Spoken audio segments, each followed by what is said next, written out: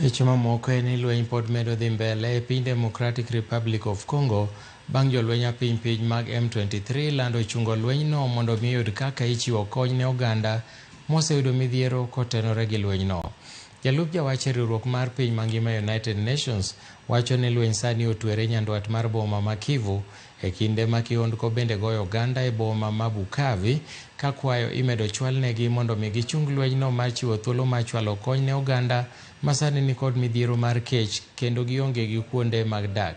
United Nations wacho ni jolweny ma piny Rwanda omako mafwanda yore ma wuok e boma ma Kivu ka jatend piny ma Malawi Lazarus Chakwera osenyiso jolweny mage mondo oikre wuok Kivu.